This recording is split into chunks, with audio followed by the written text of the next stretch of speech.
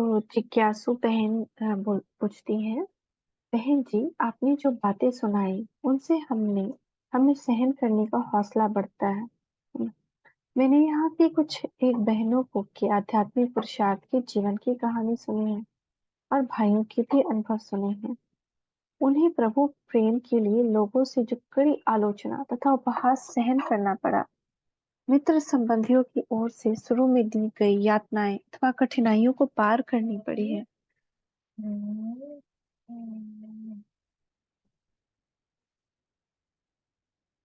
अपने ही देह गेह द्वारा सामने आई परीक्षाएं पारित करनी पड़ी और अनेक प्रकार के कष्ट रोग आदि सहन करने पड़े। मैं देखता हूँ कि उससे वे पक्के हुए हैं और उनकी खुशी का खजाना बहुत बड़ा है। परंतु बहन जी मैं आपको क्या बताऊं, इस समय मुझे भी अनेकानेक कठिन परिस्थितियों में घेर रखा हुआ है। उदाहरण के तौर पर मेरी एक लौकिक बहन है, वह भी इसी ईश्वरीय विश्वविद्यालय में सेवा केंद्र पर जाती है। उन्होंने भी ब्रह्मचर्य व्रत लिया है, परंतु उन्होंने जब से अच्छा नियम अपनाया है तब से उसे उनका पति प्रतिदिन उन्हें निर्दयता से मारता या फटकारता है।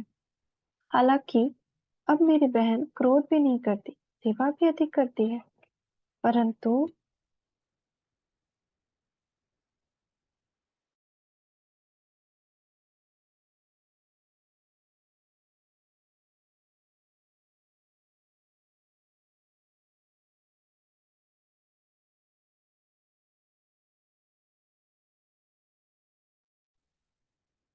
हालांकि हाँ, परंतु वासना के वशीभूत हुआ हो वह व्यक्ति उस पर आए दिन सितम ढाता है। उसके 3 बच्चे, उन्हें भी वह माता के विरुद्ध भड़काता है।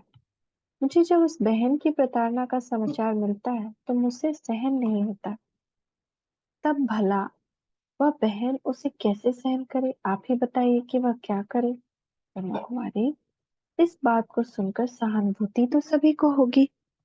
शिव बाबा, परंतु शिव बाबा कहते हैं कि इस परिस्थिति से गुजरने वाली माता को चाहिए कि स्वयं को शक्ति समझे और वह योगीपन के नशे में रहे।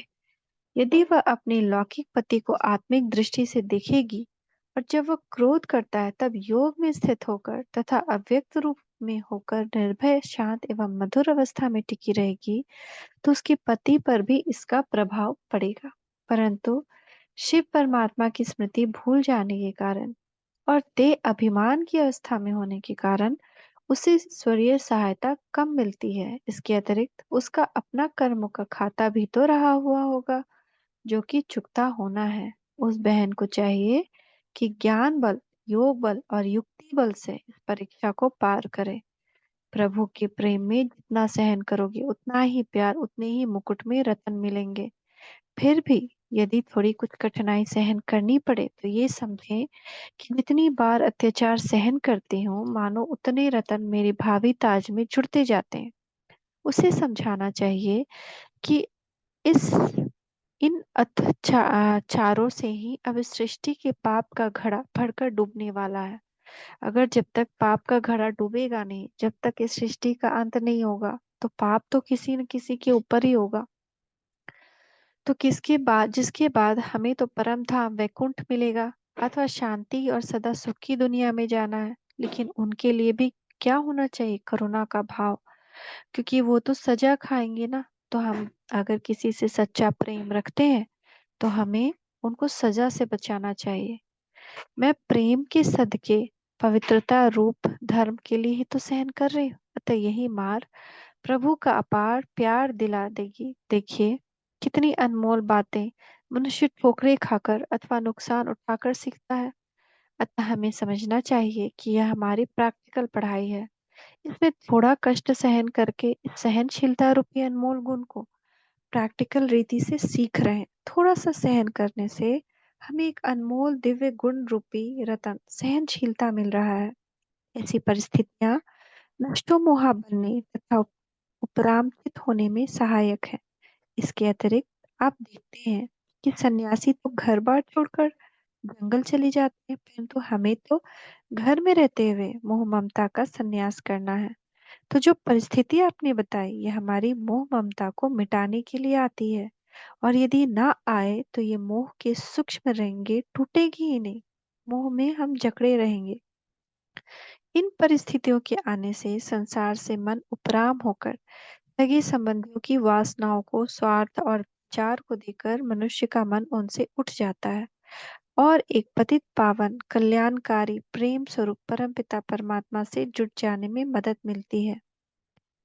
जिज्ञासु, यह तो ठीक समझ में आता है कि शक्ति रूपा बनकर ज्ञान बल योग बल का धारण करके धीरज और शीतलता से इस परिस्थिति का सामना करने से ईश्वरीय सहायता मिलेगी। मुझे यह भी बात जचती है कि यह प्रैक्टिकल पढ़ाई है, तो प्रैक्टिकल रीति से इन दिव्य गुणों को धारण करने के लिए ऐसी परिस्थितियां भी आएंगी। ये सभी बातें, अनमोल बातें मैं अपनी लौकिक बहन को भी समझाऊंगी। परंतु बहन जी, केवल एक ही समस्या तो नहीं है ना।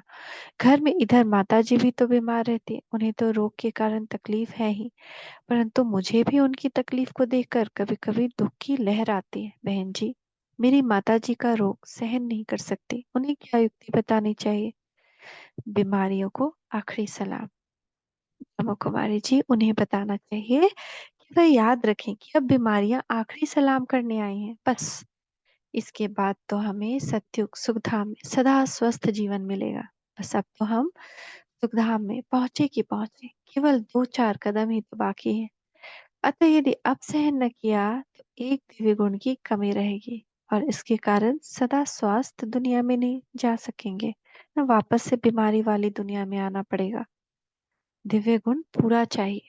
जो अच्छा इसी में है कि अंतिम जन्म में भी, अंतिम काल में भी यह जो अंतिम बीमारी आई है इसको सहन कर लिया जाए और कुछ इलाज तथा योग बल से इनसे विदाई दे दी जाए। बस 2 दिन बाकी है, फिर तो सदा सुख की दुनिया में जाना है। इस दृष्टिकोण से मनुष्य को चाहिए कि शिव बाबा से इस प्रकार बातें करे। अच्छा, शिव बाबा अब मेरा हिसाब किताब तो करा रहा है।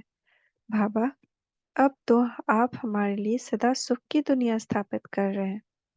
बाबा, बस इसके बाद तो हम सदा सुखी ही सुखी हो जाएंगे, शरीर को कभी कभी रोग होगा ही नहीं। बाबा, अब कितना उच्च जीवन हमें प्रदान कर रहे हैं। सचमुच विषय विकारों में पड़कर हमने अपने लिए कांटे बो दिए थे, जो कि अब हमें चुभ रहे हैं।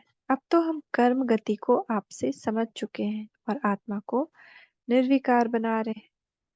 ये परिस्थितियां ही शिव बाबा को लाई है ना। ये परिस्थितियां नहीं आती तो शिव बाबा नीचे नहीं आते। तो प्रभु मिलन की खुशी है। बाबा, सचमुच ये बड़ा अनमोल जीवन है।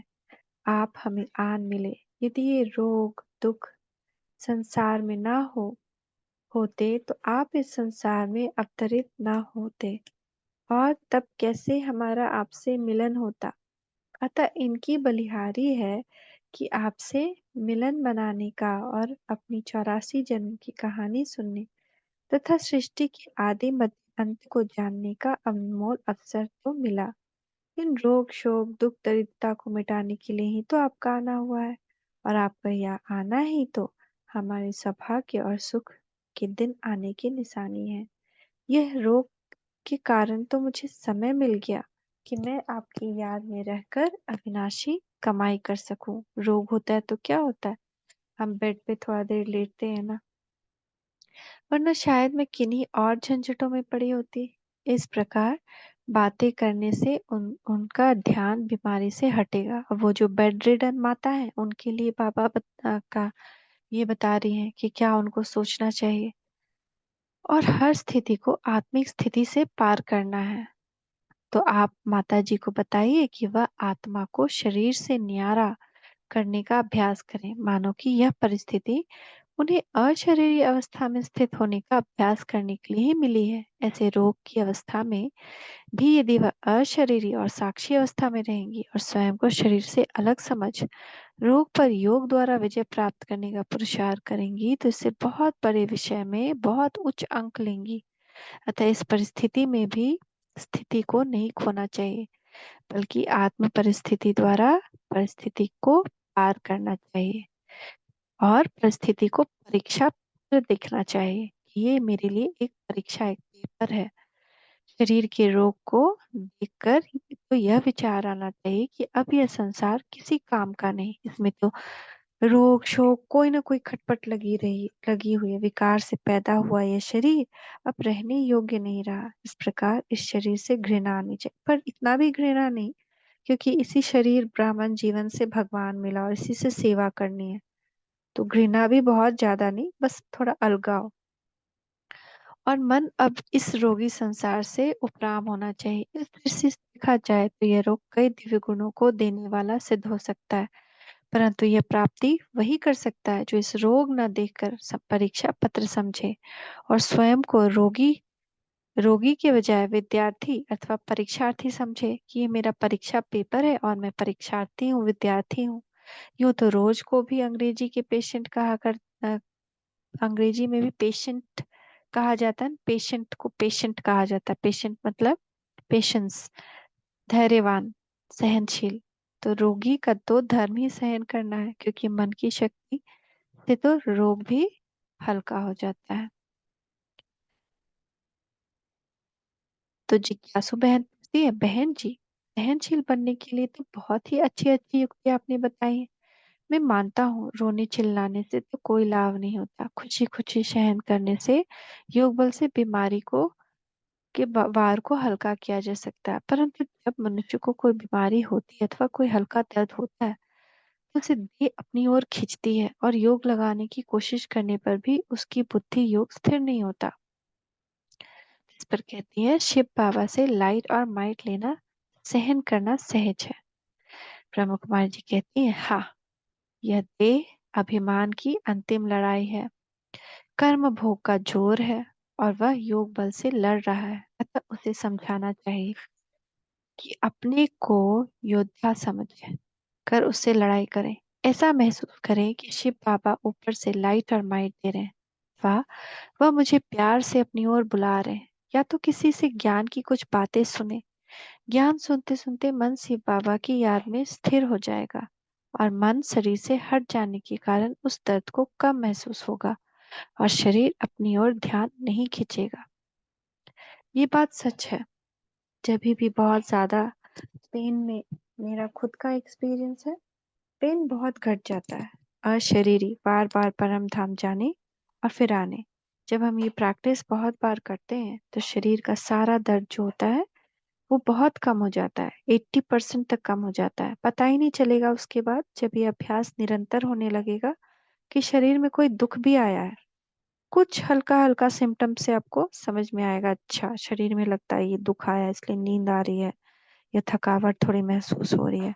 तो ऐसे पता ही नहीं चलेगा। जहाँ पर लोग फीवर, खांसी, सर्दी से सफर करने लगते हैं, वहां पे बार बार शरीर के अभ्यास से ये सारी बातें जैसे कि गौन हो जाएंगी। तो धीरे धीरे इस तरह से हम प्रकृति जीत बनते जाते हैं। पता ही नहीं चलता, दर्द का महसूस ही नहीं होता। तो ऐसे करते करते करते करते हम योग बल से भोग बल पे जीत पा लेते हैं, कर्म भोग पे जीत पा लेते हैं। ओम शांति, ओम शांति, शांति।